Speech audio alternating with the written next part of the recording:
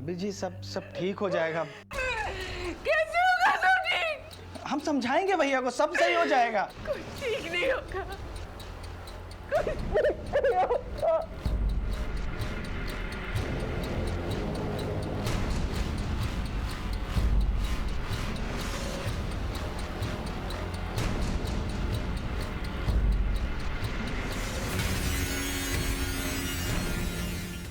साहब ये एक ही बार हुआ था और इसके लिए कविता भाभी को बहुत पछतावा भी हुआ। बहुत बड़ी गलती हो गई है हमसे बसंत, हम इस बात को भूल जाए यही हम दोनों के लिए अच्छा होगा। तुम इस बारे में किसी को कुछ नहीं बताना। लेकिन तूने ऐसा नहीं किया, तूने इसके जरिए कविता को ब्लैकमेल करने की कोशिश की और जब कविता को चमन के बारे में पता चला तो तेरा और कविता के बीच में झगड़ा हुआ और तूने कविता को मारे। नहीं साहब, हम मारे नहीं है साहब। सब वो जो वीडियो था वो हम अपने मजे के लिए बनाए थे।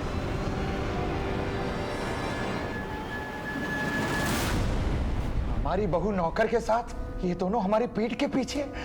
आपके घर के अंदर ये सब कुछ चलता रहा और आप लोगों को पता तक नहीं चला। क्यों मिस्टर विजय? हम आपसे पहले भी कह चुके हैं, कविता से हमारा कोई संबंध नहीं। अब हमारे पीठ पीछे वो क्या करती है, किससे मिलती है, इससे हमें कुछ फर्क नहीं पड़ता है। लेकिन लोगों को तो फर्क पड़ता है मिस्टर विजय। अगर लोगों को पता चल जाता आपकी बीवी और नौकर के बीच में क्या संबंध है, क्या इज्जत रह जाती है आप लोगों की सोसाइटी में? इज्जत? किस बात की इज्जत? अरे हमारी इज्जत बची कहां? उसकी तो हमारी बहू ने धज्जियां उड़ा दी। इसीलिए आप लोगों ने उसे उड़ा दिया। ये क्या कह रहे हैं आप? हमें नहीं पता उसने ऐसा कुछ किया। अगर पता चलता तो हम खानदान की इज्जत की खातिर मार देते। कविता के मर्डर केस में कुछ अजीब बातें सामने आई। विजय का कविता के साथ बुरा बर्ताव करना ये एक दस्तक थी और इसी बुरे बर्ताव की वजह से कविता ने गलती की। लेकिन क्या इस गलती की वजह से कविता का मर्डर हुआ या वजह कुछ और थी? अभी हम सिरों को टटोल ही रहे थे कि अचानक से एक पेच पड़ गया।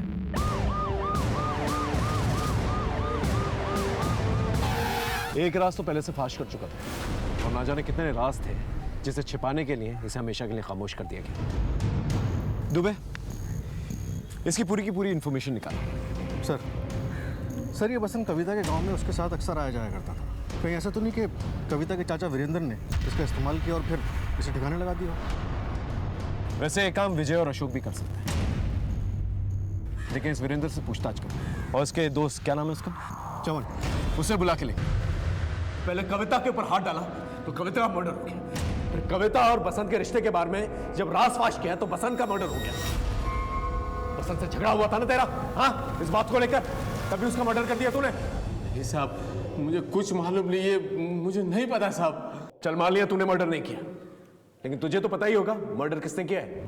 मुझे कैसे मालूम होगा साहब? मुझे नहीं मालूम साहब। क्यों नहीं मालूम होगा? राजदार था ना तो उसका। कविता और बसंत के रिश्ते के बारे में सिर्फ तुझे पता था और वीडियो भी तूने ही देखा था। बसंत की लाइफ में क्या चल रहा है कुछ तो बताया होगा उसने तुझे। कुछ नहीं बताया उसने। हाँ साहब, एक बात तो पता है मुझे। अब आपके पते की है ये तो मुझे पता नहीं, लेकिन हम बस्ती के सारे नौकर ना दोपहर को क्रिकेट खेलते हैं साहब, तो बसंत भी आता था उधर। लेकिन पिछले 1 महीने से ना वो साहब नहीं आ रहा था। मैंने पूछा उससे तो उसने बताया कि वो एक नई गर्लफ्रेंड मिल गई है साहब उसे। उससे मिलने ना वो मेहराम नगर जाता है साहब, इतना ही पता है। दुबे, इस बसंत की नई गर्लफ्रेंड के बारे में पता करो। हो सकता है इस गर्लफ्रेंड के नाम पर ये कविता की मर्डर और लूट की प्लानिंग मेहराम नगर में ही कर रहा हो। सर ये भी तो पॉसिबिलिटी है कि बसंत और कविता के मर्डर से एक दूसरे से जुड़े हुए ही ना हो। विजय और अशोक की इज्जत खराब की थी, कहीं मर्डर उस वजह से तो नहीं हुआ? हो सकता है। इस बसंत के कॉल रिकॉर्ड चेक करो, देखो ये मेहराम नगर में किस मोहल्ले में जाता था। अगर उसकी गर्लफ्रेंड मिल गई ना तो सब कुछ क्लियर हो जाएगा। सर, और हाँ, कविता के चोरी हुए गहनों के बारे में कुछ पता चला? फिलहाल तो नहीं सर, पर हमारे लोग अलर्ट पर हैं।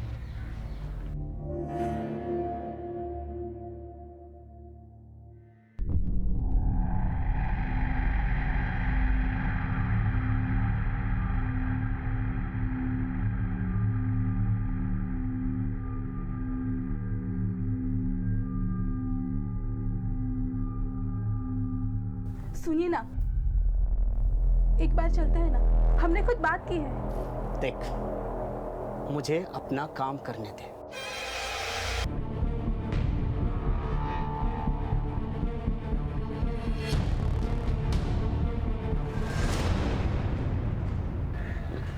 सर हाँ तो भाई सबके कॉल रिकॉर्ड स्कैन करा था। तभी बसंत के घर के पास वाले मोबाइल टावर के रिकॉर्ड से एक इंटरेस्टिंग बात पता चली। बसंत की मर्डर वाली रात 10 से 12 के बीच ये आदमी वहाँ मौजूद था।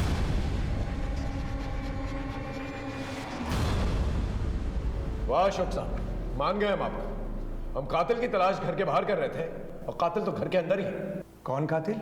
आप। ये रही आपकी मोबाइल लोकेशन। जिस रात बसंत को मारा गया उस रात को आप उसकी कॉलोनी में थे। क्या करने गए थे वहां पर आप? बसंत की अकल ठिकाने लगाने गए थे। हमारे घर में खाया और हमारी पीठ पीछे छुरा घोंपा उसने, और उसी छुरे से फिर आपने उसे मार डाला? इरादा तो यही था, मगर वो घर पे नहीं था, ताला लगा हुआ था, इसीलिए हम लौट आए। हम कैसे मान लें आप सच बोल रहे हैं? हाँ तो मत मानिए, क्या फर्क पड़ेगा? बिठा के रखिए हमें यहाँ पे और घूमने दीजिए कातिल को आजाद। हमारे इस केस के साथ साथ दूसरी जगह इस केस से रिलेटेड कुछ हलचल चल रही थी। ये बसंत रोज रोज आता था, 4-6 घंटों तक रहता था साहब।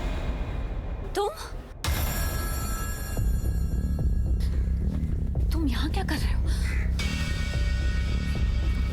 इससे पहले कि कोई देख ले अंदर चलो।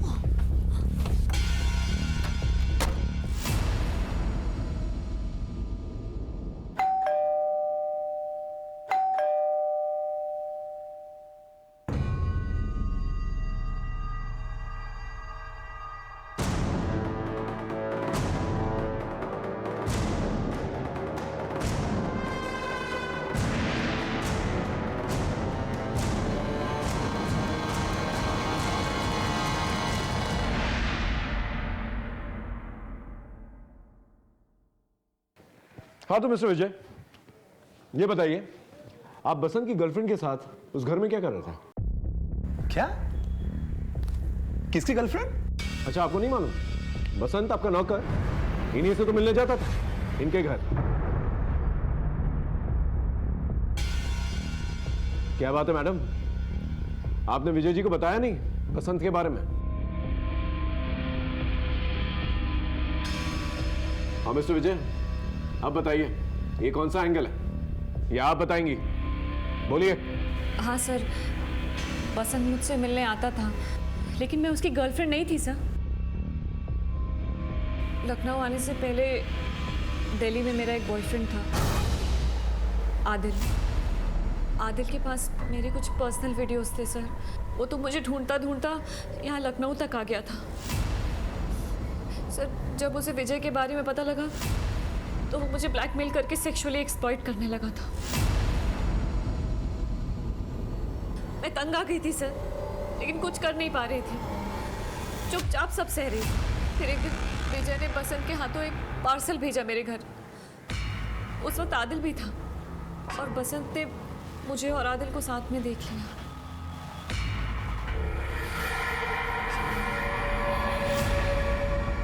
सर, बसंत को मेरे और विजय के रिश्ते के बारे में पता था और अब तो वो आदिल के बारे में भी जान गया था, इसलिए उसने भी मेरे साथ। अरे काहे रो रही हो मैडम? है जब इतना प्रसाद आप विजय भैया और आदिल साहब को बांट चुकी हैं तो थोड़ा हम भी चख लिए तो क्या हो गया, बताइए। सर, मना करने पर वो विजय को बता देने की धमकी देता था मुझे। मैं पूरी तरह से फंस गई थी सर। आदिल तो लखनऊ आने पर परेशान करता था, पर ये बसंत, इसने तो रोज का काम बना लिया था। अरे कभी भी आ जाता था सर। अब समझ में आने लगा है कि कविता और बसंत का मर्डर क्यों हुआ था। आप मिस्टर विजय, कविता आपकी कानूनी पत्नी थी ना, और उसके रहते हुए आप साक्षी से शादी तो नहीं कर सकते, इसलिए आपने कविता को मार डाला। और साक्षी जी, आपको बसंत से छुटकारा चाहिए था, इसलिए आपने बसंत को मार डाला। ये क्या कह रहे हैं सर आप? मैंने किसी को नहीं मारा। इनफैक्ट बसंत ने मेरा पीछा छोड़ने के लिए मुझे खुद फोन किया था। आज हमको पुलिस ने उठा लिया था। देखिए, हम आप लोगों के चक्कर में और नहीं पड़ना चाहते। आप एक काम करिए, आप सिर्फ 5 लाख का इंतजाम कर दीजिए, हम अपने गांव चले जाएंगे। 5 लाख रुपए? अरे हम कहां से लाएंगे 5 लाख रुपए? हमें नहीं पता कहां से लेके आएंगे, हमें 5 लाख रुपए चाहिए, मतलब चाहिए, नहीं तो हम सब बता देंगे। अरे बसंत, लेकिन सर, मेरे पास जितने भी पैसे और जेवर थे मैं सब उसकी बताई हुई जगह पे लेके पहुंची थी। मैं सच कह रही हूँ सर, मैंने बसंत को नहीं मारा। इनफैक्ट मेरे वहां पहुंचने से पहले किसी ने उसका मर्डर कर दिया था। तो मिस्टर विजय, आपका क्या कहना है इस मर्डर के बारे में? अब हमारे बोलने से क्या हो जाएगा सर? आप तो वही मानेंगे ना जो आप पहले से मानकर बैठे हैं। लेकिन मैं आपको यही कहूंगा कि कविता के मर्डर से मेरा कोई लेना देना नहीं है, और ना ही इस बसंत के मर्डर से। ठीक है, आप लोग जा सकते हैं, लेकिन शहर छोड़ के कोई नहीं जाएगा, ना ही कोलकाता और ना ही दिल्ली, समझा आप लोग?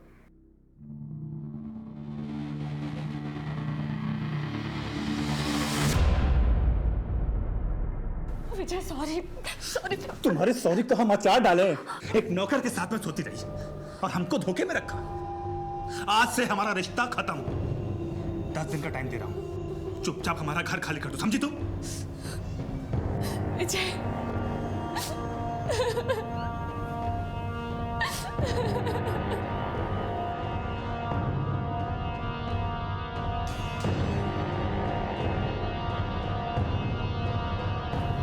मधु, अब रोना बंद भी करो।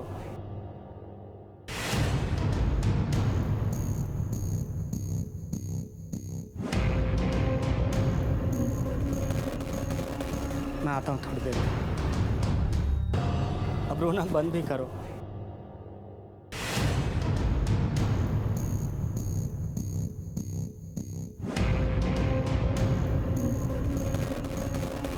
मैं आता हूँ थोड़ी देर में।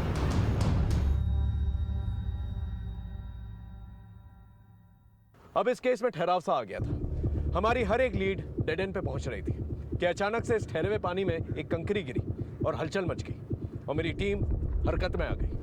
सर, अभी एक खबर आई है। क्या खबर?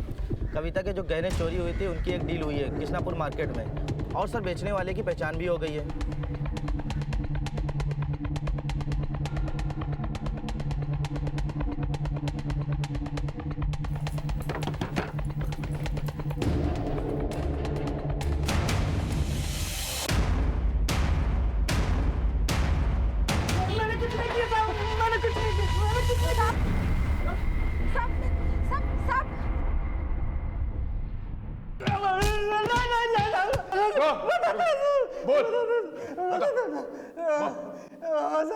हम नहीं मारा था उस औरत को, लेकिन पैसों के लिए नहीं मारा था साहब। हम अपनी बेटी को बचाने के लिए मारा था साहब, उसे ठीक करने के लिए मारा था। किसी की जान लेकर तेरी बेटी कैसे ठीक हो जाती? साहब, हमको एक बाबा मिला था साहब। बच्चा, तुम्हारे भाग्य में सिर्फ एक ही संतान है और उसके भी प्राण संकट में है। मेरे पास एक उपाय है, क्या कर पाएगा? जरूर करूंगा बाबा जी। अगर अपनी संतान की रक्षा करना चाहते हो तो तुम्हें एक नर बलि देनी होगी। तुम्हें एक ऐसी स्त्री की बलि देनी होगी जिसके दाहिने गाल पर तिल। आज से 7 दिन बाद अमावस्या की रात, उस रात से पहले कोई ऐसी स्त्री को ढूंढो और उसकी बलि दो। उसके द्वारा धारण किए हुए सभी आभूषणों, याद रहे, एक भी आभूषण उसके शरीर पे ना रह पाए। सारे के सारे आभूषण उसके शरीर से उतार लेना और उन आभूषणों को नीम के पानी में उबालकर अगली पूर्णमासी तक हर रात 12 बजे अपनी संतान को नहलाना। वो स्वस्थ हो जाएगी बच्चा। लेकिन बाबा जी, हम ऐसी स्त्री को ढूंढेंगे कहाँ जिसके दाहिने गाल पर तिल हो? अगर हृदय से ढूंढोगे तो भगवान स्वयं तुम्हारी मदद करेगा। हम अपनी बेटी को मरते हुए नहीं देख सकते थे साहब। 2 दिन तक वैसी औरत को बाजार, सड़कों पर हर जगह ढूंढा साहब, लेकिन वो नहीं मिली। फिर एक दिन एक घर से काम के लिए फोन आया साहब।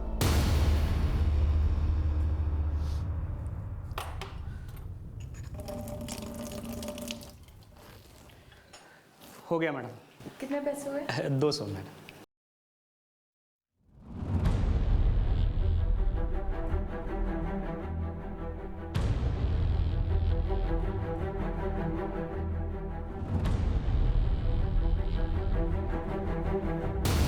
हमें जैसी औरत की तलाश थी वो हमें मिल गई थी साहब। आप हमको माफ कर दो मेम साहब, आपके मरने से ही हमारी बेटी ठीक हो सकती है। तुम्हें कोई बेवकूफ बना रहा है। मेरे मरने से पहले तुम्हारी बेटी कैसे ठीक हो सकती है? ठीक हो सकती है, बाबा जी ने कहा है। और ये हमको करना ही होगा मेम साहब। बाबा ने हमको जैसा बताया था हमने सब कुछ वैसा ही किया था साहब, फिर भी हमारी बेटी नेहा मर गई साहब। नेहा के जाने के बाद हमारे इस शहर में बचा ही क्या था? जो कुछ भी था मैं उसे बेचकर अपने गांव जा रहा था साहब। तेरे इस अंधविश्वास की वजह से नहीं केवल कविता की जान गई, बल्कि तू अपनी बेटी का भी हत्या है। उसे डॉक्टर की जरूरत थी। कविता के घर से किसने फोन किया था तुझे काम के लिए? सर बसंत।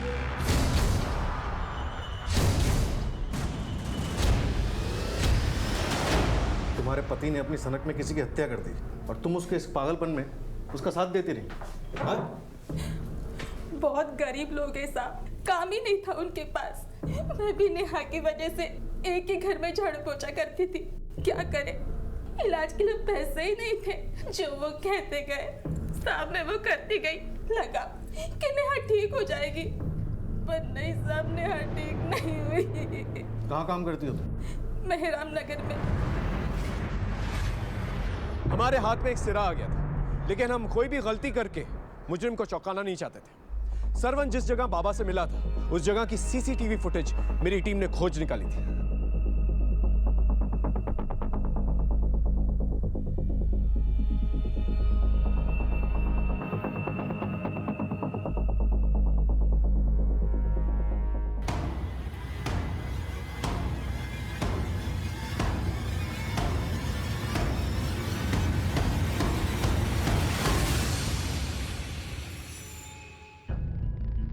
हाँ साहब, अभी कुछ ही दिन पहले मैंने ये बाबा का फुल गेटअप बेचा था। किसको बेचा था? सर सीसीटीवी है सर, आप चाहें तो देख सकते हैं। ये देखिए सर।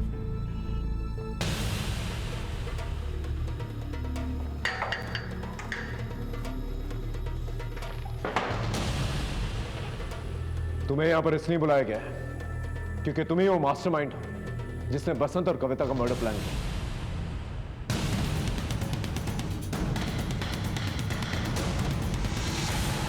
सर, आप ऐसे कैसे मेरे पे इल्जाम लगा सकते हैं?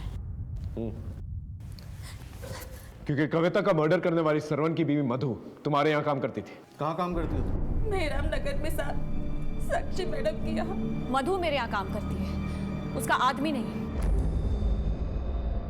हम जानते थे आप कुछ ऐसा ही बोलेंगी, इसलिए हम पूरी तैयारी के साथ आए। दुबे लेके आओ उसे।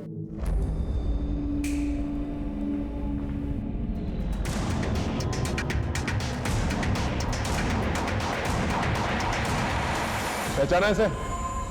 तुम तक पहुंचने के लिए पहले हमने तुम्हारे आशिक को दबोचा। बोल।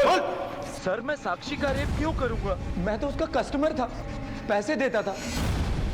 सर साक्षी मेरी अय्याशियों के बारे में मेरी बीवी को बताने की धमकी दे रही थी और मेरा पीछा छोड़ने के लिए मुझे बाबा बन के शरवण को फंसाने के लिए कहा। मगर जब कविता के मर्डर की पुलिस ने जांच शुरू की, मुझे लगा कि मैं फालतू में लपेटे में आ जाऊंगा, इसलिए वहां से भाग गया सर। और ये रहा तुम्हारा तीसरा सबूत। लैपटॉप लेके आओ। ये देखो,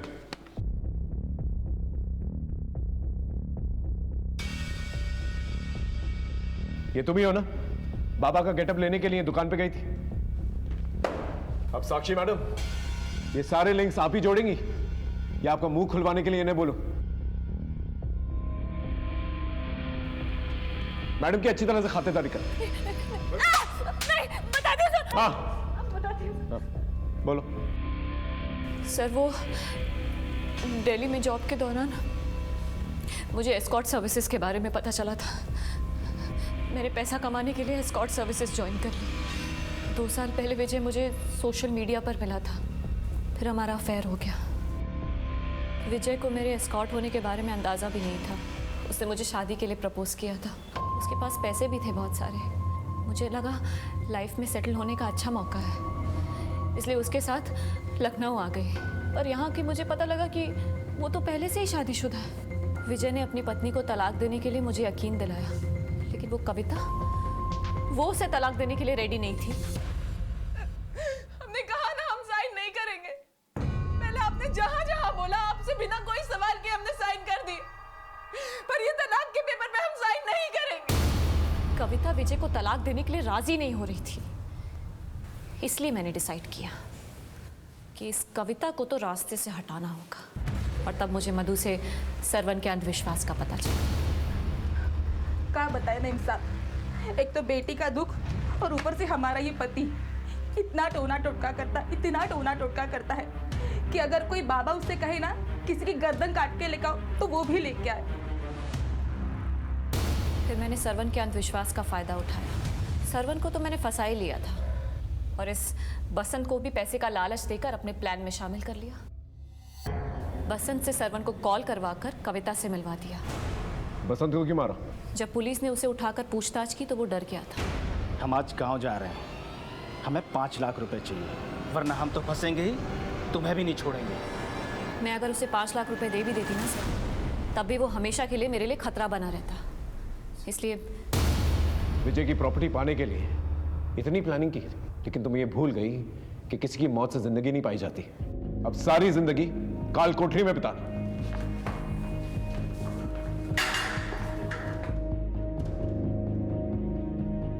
दुख हो या खुशी, बांटने पर जब अपने लोग आगे बढ़ते हैं तो बड़ी तसल्ली होती है, लेकिन जब यही अपने स्वभाव बदल देते हैं तो इंसान सबके साथ रहने के बावजूद अकेला पड़ जाता है, हंसने रोने के लिए कंधा तलाशने लगता है। और यही हुआ था कविता के साथ। कविता का पति विजय और उसके ससुर के अंदर छिपी लालच एक बहुत बड़ी दस्तक थी। यह रिश्ता महज दौलत पर टिका हुआ था। विजय की जिंदगी में साक्षी जैसी लड़की का सोशल मीडिया से आना और उसका इतनी आसानी से शादी के लिए हाँ कह देना, यह एक बहुत बड़ी दस्तक थी। उस ढोंगी बाबा का सरवन को मर्डर के लिए उकसाना सबसे बड़ी दस्तक थी, और इस अंधविश्वास की वजह से किसी की जान तक चली गई। जब रिश्तों की घुटन जानलेवा हो जाती है तो ये एक बड़ी दस्तक होती है कि आगे चल के कभी भी कुछ भी हो सकता है। अपने और अपनों की रिश्तों की कदर कीजिए, इससे पहले कोई बाहर वाला आके इसका फायदा उठाए। फिर मिलेंगे एक नए केस के साथ, तब तक देखते रहिए क्राइम पेट्रोल दस्तक। मकसद बताना नहीं, बचाना है। कि रिश्ते जिंदगी का आधार होते हैं। जहां पर कुछ रिश्ते खुशी का कारण बनते हैं, वहीं कुछ रिश्ते घुटन का। और जब रिश्तों में मिलावट होना शुरू हो जाती है तो वहीं से शुरू होती है एक दस्तक, जो कभी भी एक खतरनाक जुर्म की शक्ल में सामने आ सकती है। नमस्कार, मैं senior inspector Himanshu Rawat crime petrol Dastak में आपका स्वागत करता हूं। अक्सर हम क्राइम होने के बाद ही विक्टिम को जानते हैं, लेकिन इस केस में हमारी विक्टिम से मुलाकात पहले ही हो चुकी थी। लेकिन उस वक्त ये अंदाजा नहीं था कि आगे चलकर यही केस इतना भयानक रूप लेगा। ये भूत है, इसके साथ नहीं खेलेंगे। ये तो वही औरत है जो 2 दिन पहले पुलिस स्टेशन आई थी। साहब हम जबरदस्ती नहीं किए थे, बस हो गया था। एक राज तो पहले से फाश कर चुका था, और ना जाने कितने राज थे जिसे छिपाने के लिए इसे हमेशा के लिए खामोश कर दिया गया।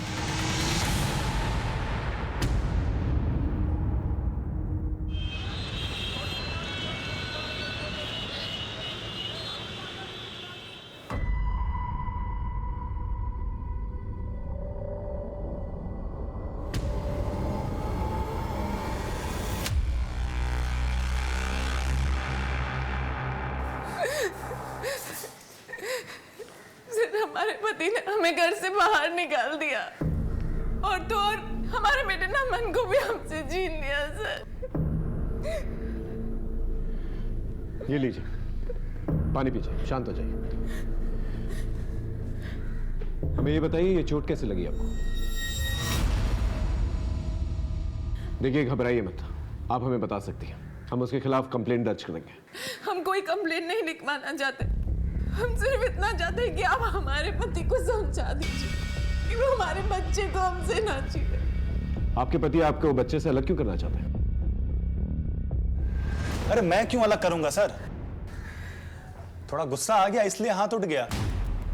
और झगड़े किस घर में नहीं होते आप ही बताइए। लेकिन इनको देखिए, ये मैडम तो पुलिस में चली आई कंप्लेन लेकर के।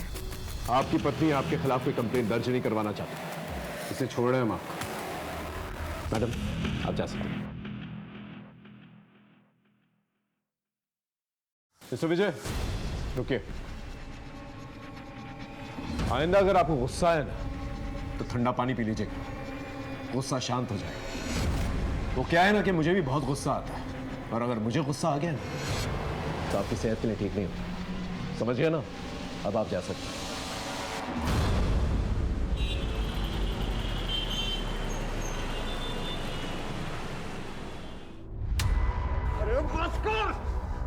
ये सब आपका क्या धरा है बाबूजी?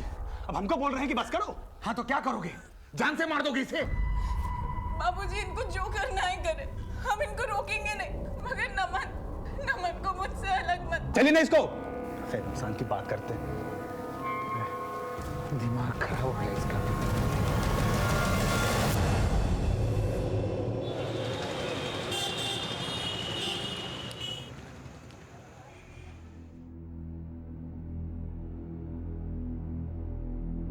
साक्षी बेटा, ये ले कॉफी। थैंक यू माँ। साक्षी बेटा, मैंने जो कहा था उसके बारे में कुछ सोचा तुमने? माँ, आपको मेरा जवाब पता है ना, पहले भी इस बारे में बात हो चुकी है और अब मुझे इस बारे में कोई बात नहीं करनी। मेरा क्या है बेटा, मैं तो कल वापस चली जाऊंगी, लेकिन एक बार ठंडे दिमाग से दोबारा सोच लेना, बाकी तो खुद समझदार है।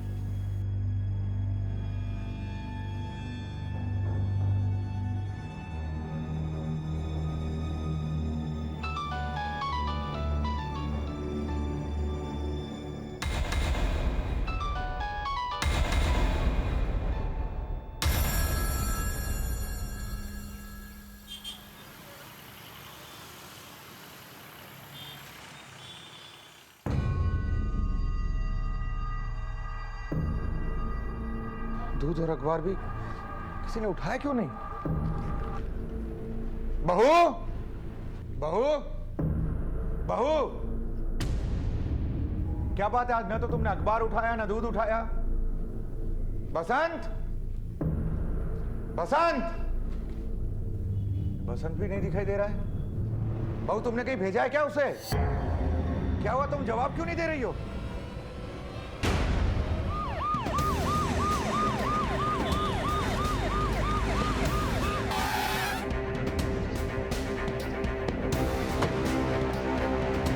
चलिए हटिए, हटिए।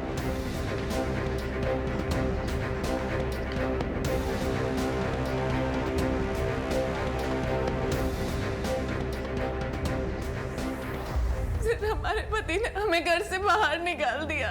ये तो वही औरत है जो 2 दिन पहले पुलिस स्टेशन आई थी। हाँ सर, वो पति पत्नी के झगड़े का मामला था। थोड़ा गुस्सा आ गया इसलिए हाथ उठ गया। और झगड़े किस घर में नहीं होते, आप ही बताइए। घर में कोई चोरी हुई है? पता नहीं सर। दुबे घर की तलाशी लो, देखो मर्डर वेपन मिलता है कि नहीं, और घर के चाकू छुरियों को उस घाव के साथ मैच करके देखो।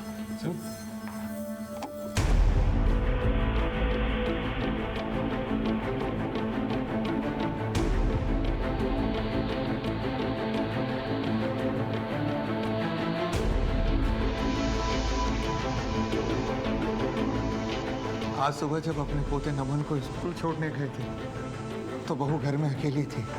वापस आए तो दूध और अखबार बाहर ही पड़ा हुआ था। उसे उठाकर अंदर लेकर आए, तब तक ये हो चुका था। तो क्या ये दरवाजा खुला था? दरवाजा तो हमेशा बंद रहता है, पर पता नहीं आज कैसे खुला रह गया। और इस बारे में जानकारी किस किस को है? फैमिली मेंबर और घर का नौकर बसंत। ये बसंत का है? अभी तक तो आ जाना चाहिए था, पर पता नहीं क्यों नहीं आया वो।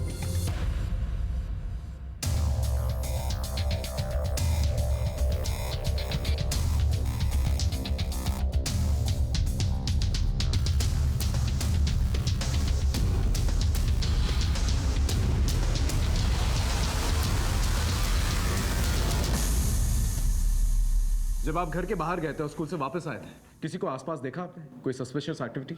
नहीं सर, हम तो रोज ऐसे ही स्कूल छोड़ने जाते हैं पोते को। सर, घर में ना किसी फोर्स एंट्री के निशान है और ना ही घर में चोरी हुई है। बेडरूम का लॉकर खुला हुआ है जिसके अंदर काफ़ी गहने रखे हुए, पर्स के अंदर 10-15 हज़ार रुपए हैं, लेकिन सब इंटैक्ट है। सर, हमारी बहू कविता के गहने गायब हैं सर।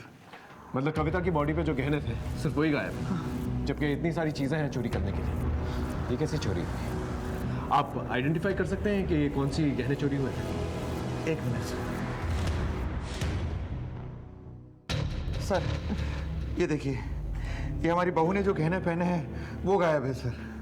दुबे, इन फोटोज की कॉपी बनाओ और गहनों के सेलर्स को भेजो, उन्हें अलर्ट करो, इन्हें बेचने की कोशिश की जा सकती है। सर, 2 दिन पहले आपके बेटे और बहू के बीच में झगड़ा हुआ था। थोड़ा गुस्सा आ गया इसलिए हाथ उठ गया। और झगड़े किस घर में नहीं होते, आप ही बताइए। आपका बेटा कहाँ है? वो तो कल रात को कलकत्ता चला गया बिजनेस के सिलसिले में। यहाँ आपकी बहू का मर्डर हुआ है और 12 घंटा पहले आपका बेटा कोलकाता चला जाता है। कुछ ज्यादा कोइंसिडेंस नहीं है ये? बाबूजी ये क्या हुआ? ये कौन है? घर का नौकर बसंत। कहाँ थे तुम? साहब हम बाजार गए थे सब्जी लाने और भाभी जी ने कुछ सामान मंगाया था तो इसलिए हम लेट हो गए। दुबे बॉडी को पोस्टमार्टम के लिए भेज दो और मिस्टर अशोक अपने बेटे को इन्फॉर्म कीजिए कि जल्द से जल्द वो यहाँ आए। दुबे कलकत्ता से विजय के बारे में पता करो। इस घर के नौकर, न्यूज़पेपर और दूध वाले के बारे में पूछताछ करो।